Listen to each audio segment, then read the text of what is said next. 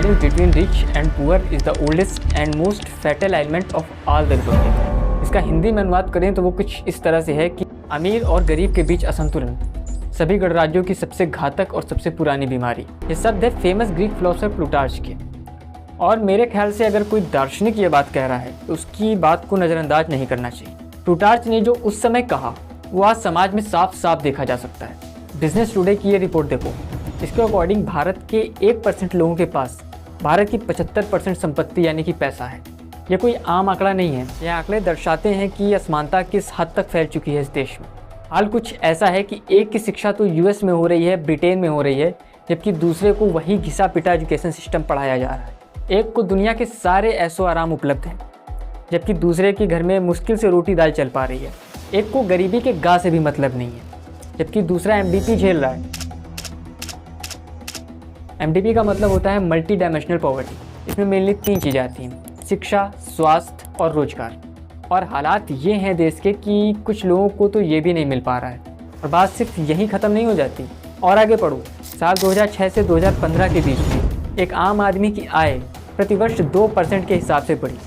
वहीं अगर अरबपतियों की बात करें तो अरबपतियों की आय या संपत्ति प्रतिवर्ष 6 गुना तेज़ी से बढ़ी। अब देखने में लग रहा होगा कि सिर्फ 4% का ही तो फ़र्क है। नहीं नहीं नहीं नहीं नहीं, ज़मीन आसमान का फ़र्क है। ध्यान से सुनो मैं क्या कह रहा हूँ। मैं कह रहा हूँ कि आम आदमी की आय 2% के हिसाब से बढ़ी। यानी कि मान लो एक आम आदमी के पास 100 रुपये थे तो उसके प्रतिवर्ष के हिसाब से हो गए 102 रुपये, राइट। लेकिन अरबपतियों के केस में ऐसा बिल्कुल भी नहीं है। अगर उनके पास 100 रुपये थे तो 6 गुना के हिसाब से उनके हो गए 600 रुपये। अब समझ में आ रहा है ज़मीन आसमान का फ़र्क। और यह असमानता इस हद तक फैल चुकी है कि स्विट्ज़रलैंड जैसे देश ने यह तक कह दिया कि भारत में गरीबों को मिडिल क्लास तक आते आते 7 पुश्ते लग जाएंगे। भारत में जो 99% वाले लोग हैं, यानी कि middle class, lower middle class और लोअर क्लास, उनका डेली का गुजारा 30 रुपये पर डे से कम में हो रहा है। एक रिपोर्ट के मुताबिक भारत में लगभग 50 करोड़ ऐसे लोग हैं जो 20 रुपये पर डे खर्च करते हैं, और लगभग 25 करोड़ लोग ऐसे हैं जो 10 रुपये पर डे खर्च करते हैं, और लगभग 9 से 10 करोड़ लोग ऐसे हैं जो 5 रुपये पर डे खर्च करते हैं या खर्च ही नहीं करते। और इतने पर दादागिरी तो देखो, तुम खुद को गरीब भी नहीं कह सकते। तुम गला फाड़ते फाड़ते चिल्लाते चिल्लाते मर जाओ, लेकिन सरकार तुम्हारी एक नहीं सुनेगी कि तुम गरीब। कि अगर कोई व्यक्ति 33 रुपये पर डे खर्च कर रहा है सरकार के हिसाब से, तो उसकी गिनती गरीबों में नहीं की जाएगी। मान लो तुम एक स्टूडेंट हो और तुम पढ़ने के लिए अपने घर से बाहर जाते हो किसी अदर सिटी में। अगर तुम एक मिडिल क्लास फैमिली से बिलोंग करते हो तो तुम्हारी फैमिली तुम्हें मैक्सिमम कितना खर्चा भेज पाएगी? 5,000। चलो 5,000 पकड़ के चलते हैं। अब उस 5,000 में से 1,500 रुपये तुम रूम का रेंट निकाल दो, 1,500 रुपये अपनी कोचिंग की प्लस कॉलेज की फ़ीस निकाल दो, 1,000 रुपये अपने स्टडी एक्सपेंसेस या अदर एक्सपेंसेस निकाल दो, 1,000 अपने निकाल दो, हो गए 5,000 रुपये। 1,500 के हिसाब से अगर देखा जाए तो रूम का हो गया लगभग 50 रुपये, और अगर 1,000 के हिसाब से देखा जाए तो डेली का आपने खर्चा किया लगभग 33 रुपये, यानी टोटल 83 रुपीज़, यानी 83 रुपये। अब अगर कल को आपकी मौत हो जाती है भूख के कारण, तो आपकी गिनती गरीबों में नहीं होगी। क्यों? क्योंकि सरकार के हिसाब से आप गरीब हो ही नहीं। 50 रुपये पर डे के हिसाब से आपने अपना रेंट पे कर दिया, 33 रुपये पर डे आप अपने ऊपर खर्चा कर रहे हो, यानी कि आप सरकार की गरीबी रेखा से ऊपर हो। ये गरीबों की गाल पर खींच के मारा गया एक तमाशा है। और हद तो तब हो गई जब ये पता चला कि ये जो मानक, ये गरीबी की रिपोर्ट्स जो इन्होंने दी हैं, ये 2011 की हैं। मतलब 2024 में सब कुछ लेटेस्ट रहेगा, लेकिन गरीबी का जो बुखार इन्हें नापना है उसका थर्मामीटर ये 2011 का यूज़ करेंगे। यही रीज़न है कि 2021 की एक रिपोर्ट के अनुसार लगभग 1,63,370 लोगों ने भारत की नागरिकता छोड़ दी। सिर्फ भारत ही नहीं छोड़ा, नागरिकता ही छोड़ दी, यानी ऐलान ही कर दिया कि भाई साहब भारतीय नहीं है मास से।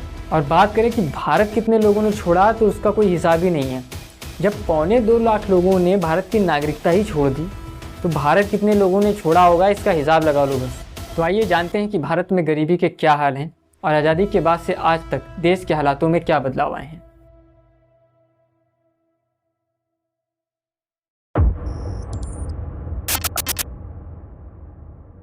एक समय था जब भारत को सोने की चिड़िया कहा जाता था, और कहीं भी क्यों ना वैभव से परिपूर्ण था ये देश। सिंधु घाटी की सभ्यता, मोहनजोदाड़ो और हड़प्पा इसके जीते जागते उदाहरण। लेकिन वो इंग्लिश में एक कहावत है ना कि hard time creates strong man, strong man creates good times, good time creates weak man, and weak man create hard times. इसका हिंदी में मतलब हुआ कि कठिन समय मजबूत आदमी पैदा करता है, मजबूत आदमी अच्छा समय लाता है, अच्छा समय कमज़ोर आदमी पैदा करता है, और कमज़ोर आदमी कठिन समय पैदा करता है। ये कहावत भारतीयों पर बिल्कुल सटीक बैठती है। एक अरसा हो गया भारतीयों को गुलामी झेलते हुए। पहले मुगलों ने लूटा, फिर अंग्रेजों ने लूटा। इस हजारों सालों की गुलामी में इस देश के अस्थि पंजर ढीले पड़ गए। जब भारत का स्वर्णिम युग चल रहा था तो स्वभाव था उस समय भी कुछ लोग ऐसे होंगे जो आलसी किस्म के थे, और जब ऊंची प्रतिष्ठा पर बैठने वाला व्यक्ति ही आलसी, कामचोर और कायर हो तो उसको फॉलो करने वाली जनता भी बिल्कुल उसी की जैसी हो जाती है।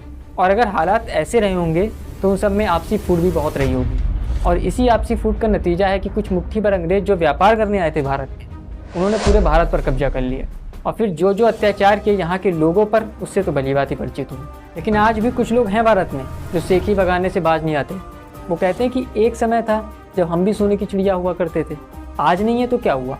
जब हमारा भी परचम पूरी दुनिया पे लहराया करता था, आज नहीं है तो क्या हुआ। ऐसे लोगों का कुछ नहीं हो सकता। अगर इनके हिसाब से देश चलने लगे ना तो देश पहले से भी ज़्यादा गरीब हो जाए।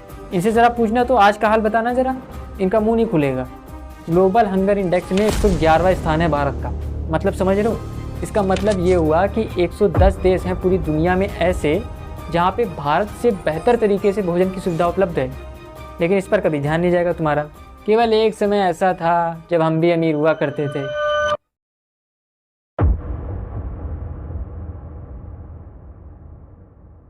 एक आम आदमी हर पल अमीरों से लड़ता रहता है, फिर वो चाहे मन ही मन क्यों ना लड़ता हो, क्योंकि मन ही मन वो भी अमीर हो जाना चाहता है, लेकिन काफ़ी प्रयासों के बावजूद ऐसा होता नहीं। तो क्या मैं ये कह रहा हूँ कि अमीर गरीबों का दुश्मन है? नहीं। क्या मैं ये कह रहा हूँ कि गरीब अमीरों का दुश्मन है? नहीं। एक बहुत बड़ी लकीर अमीर और गरीब के बीच खींच दी गई है, जिसका पूरा क्रेडिट जाता है हमारी व्यवस्था को। साल 2011 में गवर्नमेंट एक रिपोर्ट पेश करती है जिसमें साफ साफ लिखा होता है कि एक आम आदमी जो शहर में रहता है और 32 रुपये खर्च करता है, वहीं पर एक आम आदमी जो गांव में रहता है और 28 रुपये खर्च करता है, ऐसे लोगों की गिनती गरीबों में नहीं की जाएगी। वो गरीबी रेखा से ऊपर हैं, और भारत इन्हीं आधारों पर आज भी चल रहा है। तभी तो रिपोर्ट्स में हर साल दिखाया जाता है कि गरीबी अब कम हो रही है और कम हो रही है और कम हो रही है, लेकिन ग्राउंड रियलिटी कुछ और ही बता रही होती है। कभी तुमने गौर किया कि अमीर और अमीर, गरीब और गरीब कैसे होते चले जा रहे हैं? कुछ दिन पहले वैज्ञानिकों ने एक एक्सपेरिमेंट किया। उसमें उन्होंने क्या किया कि कुछ मक्खियों को एक जार के अंदर बंद करके रख दिया और कुछ दिनों बाद जार से उसका ढक्कन हटा दिया। उन्होंने देखा कि अब वही मक्खियाँ जो हैं वो जार के ऊपर नहीं उड़ पा रही, उनकी सीमाएं निर्धारित हो गई। देश के लोगों का भी सेम यही हाल है। तुम सब हो वो मक्खियाँ, और वो जार है तुम्हारी सीमा रेखा जो निर्धारित कर दी गई है सोसाइटी के थ्रू, कॉलेज के थ्रू या फिर स्कूल्स के थ्रू, और तुम उनसे ऊपर उड़ना बिल्कुल भूल गए।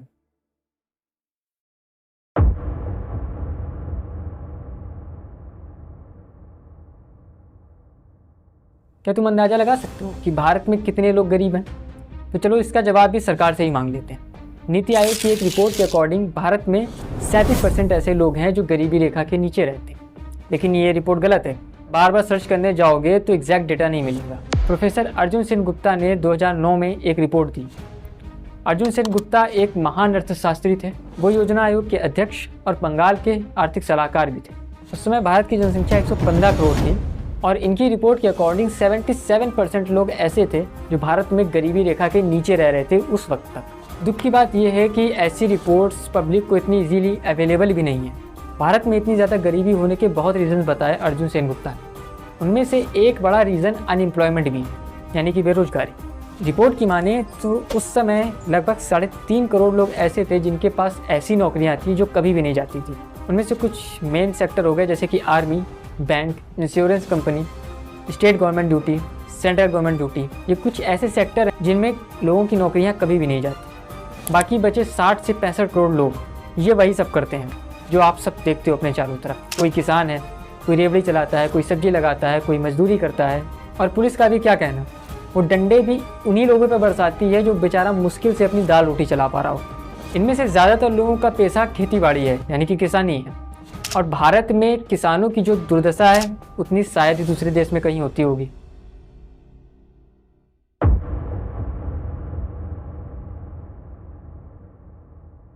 चार्वाक दर्शन में एक बहुत प्रसिद्ध कहावत है कि यावत जीवेत सुखम जीवेत ऋणम कृत्वा घृतम पीवेत भस्मीभूतस्य देहस्य पुनरागमनम कुतः। इसका हिंदी में अर्थ हुआ कि जब तक जियो सुख से जियो, कर्जा लेकर घी पियो, एक बार देह के चले जाने के बाद या राख हो जाने के बाद ये वापस कहाँ आ सकती है। लगता है इस बात को भारत सरकार ने आत्मसात कर लिया है।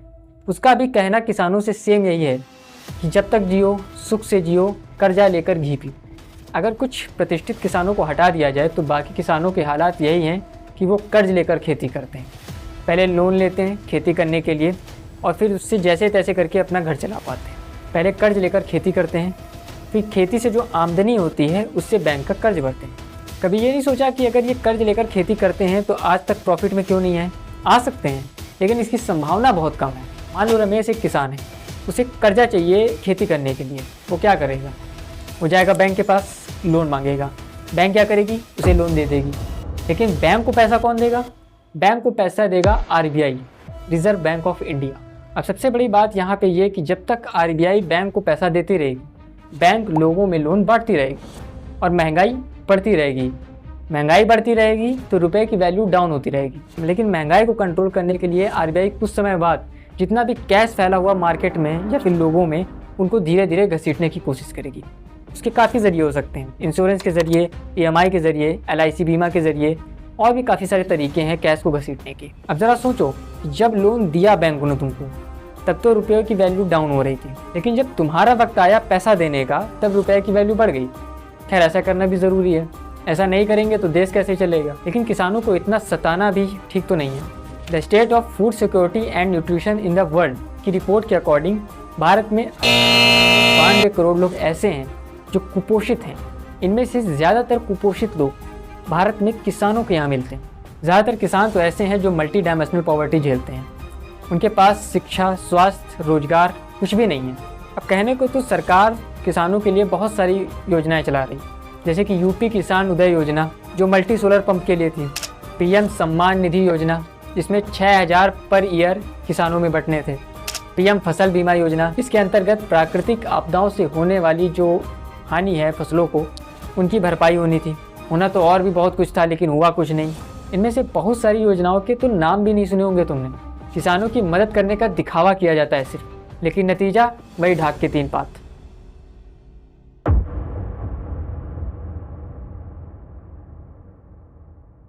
हमने ये तो जान लिया कि भारत में इतनी गरीबी क्यों है और दिन प्रतिदिन बढ़ती ही क्यों जा रही है। लेकिन ये समस्या केवल भारत तक ही सीमित नहीं है, ये समस्या पूरे देश की है। लगभग हर कोने की यही समस्या है। गरीबों और अमीरों के बीच असमानता केवल इसी देश तक सीमित नहीं है। गौर से सोचो कि क्या है गरीबी, किस आधार पर तय कर दिया जाए कि कौन अमीर है और कौन गरीब? क्या केवल धन के आधार पर यह तय करना ठीक रहेगा कि कौन अमीर है और कौन गरीब? नहीं, बिल्कुल नहीं। पर क्योंकि 99% लोगों के पास पैसा नहीं है पूरे दुनिया में, इसलिए 99% लोगों को सिर्फ यही लगता है कि पैसा है तो सब कुछ है। और यही व्यक्ति जब थक हार कर चकनाचूर होकर पैसा कमाने की कोशिश करता है और मन मुताबिक पैसा कमा नहीं पाता है, तो कहता है कि ये सब तो मोह माया है, और उन्हीं 99% में से एक तुम भी हो। तो तुम्हें यह लगता है कि अमीर और गरीब के बीच का निर्धारण केवल पैसों से होता है। तुमने कभी भी अमीर को ये बोलते नहीं सुना होगा कि पैसा है तो सब कुछ है, और साथ ही साथ वो ये भी कभी नहीं बोलता कि ये सब मोह माया है, क्योंकि वो इन सब से ऊपर उठ चुका है, वो धन से ऊपर उठ चुका है। उसके लिए अब गरीबी के मायने बिल्कुल बदल चुके हैं। हो सकता है वो ये कहे कि सेहत है तो सब कुछ है। आदमी की प्रकृति है कि उसके पास जो चीज़ नहीं होती उसको उसी चीज़ की कमी खलती है, उसी चीज़ का पता चलता है उसे। और ज़्यादातर केसेस में अमीरों के पास स्वस्थ शरीर नहीं होते, इसलिए उनको कहते हुए तुमने ये सुना होगा, सेहत है तो सब कुछ है। लेकिन पैसों का शोर शराबा थोड़ा ज़्यादा सुनाई देता है हमारे चारों तरफ। उसका सबसे बड़ा कारण यही है कि 99% वाले लोगों की संख्या हमारे चारों तरफ ज़्यादा है। अगर भारत से गरीबी को ख़त्म करना है तो आर्थिक गरीबी के बजाय मानसिक गरीबी पर ध्यान देना होगा। मानसिक गरीबी को पहले ख़त्म करना चाहिए। एक पढ़ा लिखा इंजीनियरिंग किया हुआ लड़का एक दफ्तर के बाहर लाइन लगा के खड़ा होता है इंटरव्यू देने के लिए कि उसे नौकरी चाहिए। हमारी आदत ये है कि आज़ादी के बाद से हमने सिर्फ काम को फैलाया है। लोग ज़्यादा हैं इसलिए सबको नौकरियां नहीं दी जा सकती, ये हमें मान लेना चाहिए। लोग ज़्यादा हैं इसलिए सबको नौकरियां पर्याप्त मिल भी नहीं पाएंगी, और सरकार भी ये झूठे वादे करना बंद करे कि लोगों को नौकरियां मिल जाएंगी, नौकरियां मिल जाएंगी। नहीं, ये इम्पॉसिबल है कि सबको नौकरियां दिलाई जा सकें। ऐसा हो ही नहीं सकता, क्योंकि नौकरियां कम हैं लोगों के अनुपात में। लोग नई दिशा में देखना ही भूल गए। अगर तुम्हें नौकरी नहीं मिल रही है तो तुम नौकरी पैदा क्यों नहीं करते? कुछ नए आविष्कार करो, कुछ नए इन्वेंशन करो। लेकिन हमारी पुरानी ढर्रों पर चलने की बहुत बड़ी आदत बन गई है। हमारे बाप दादा नौकरी किया करते थे तो हम भी करेंगे। क्यों हम कुछ नया नहीं कर सकते? क्यों नहीं कर सकते? सिर्फ पैसों के लिए जीवन अपना बर्बाद मत करिए। अगर तुम्हारे घर में रोटी दाल सही से चल पा रही है, तुम्हारे सर के ऊपर छत है, तुम्हारे बदन पर कपड़े हैं, तो इतना काफ़ी है। और सच पूछो तो इतना ही पैसा काफ़ी है जो जीवन जीने में काम आए। ज़्यादा पैसों का तुम करोगे भी क्या? संचय करने से कोई मतलब नहीं। क्यों नहीं चल सकते तुम कबीरदास के कहे हुए दोहों पर, जिन्होंने बहुत साल पहले ही कह दिया था कि साईं इतना दीजिए जामे कुटुंब समाए, मैं भी भूखा ना रहूं, साधु न भूखा जाए।